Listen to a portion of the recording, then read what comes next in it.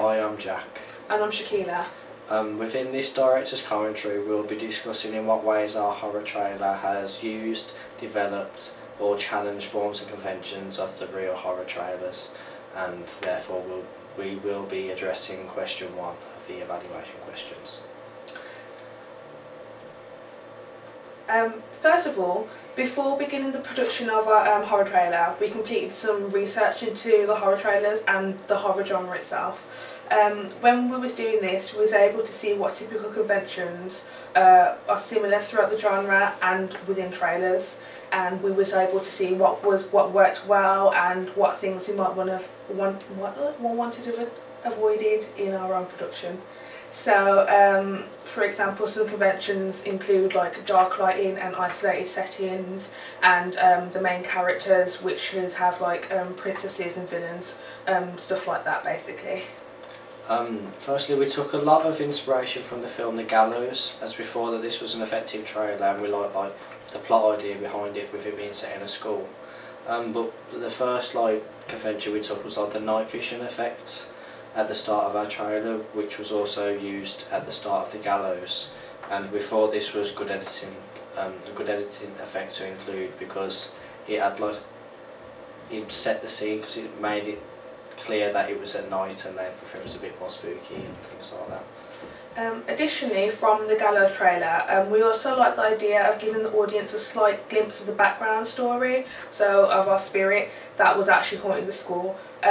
We felt like this gave the audience an idea of what might have been happening without revealing too much of the plot. Also, we thought that would help make them want to watch our film after watching the trailer. Yeah, and we also took some ideas from the Insidious trailer. We liked the flickering effect during and when it's showing the title of the film. It made the text and the clip feel like a bit haunted itself.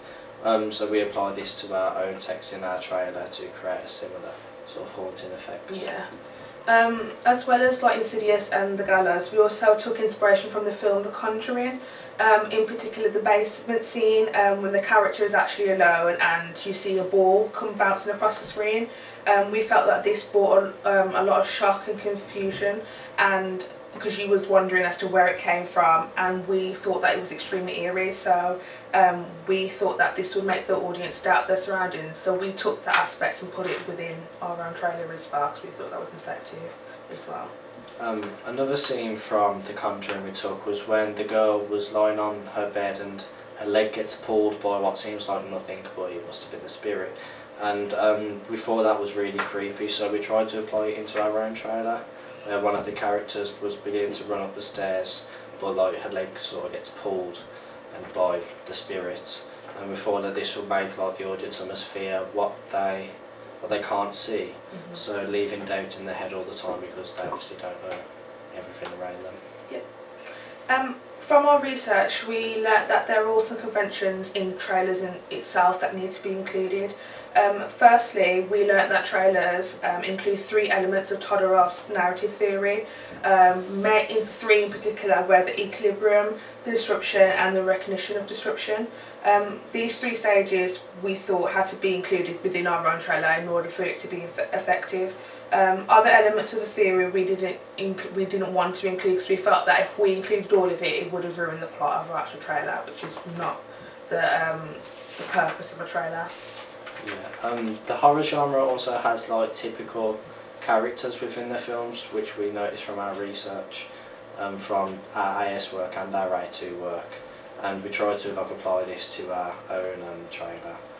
It relates to props character theory, where the protagonists, who tend to also be the victims of the film, are often teenagers in horror films. I don't know if this is because they don't have any common sense or what, but and we also use that in our trailer by having the 4 main characters as teenagers. Additionally, we notice spirits are becoming increasingly popular for villains in the horror genre, especially modernly. So to try and appeal to our target audience and today's society, we try to make our villain a spirit, so it was adding to the purpose of the film and the trailer. As well as that, we also use low-key lighting in our trailer, which is also a well-known horror convention within the horror genre. We felt that we needed this in the shots, as we wouldn't have had the same eerie and scary atmosphere if we'd kept it bright when we'd actually filmed it. So we had an effect over the shots to make it look more eerie and more mysterious and creepy.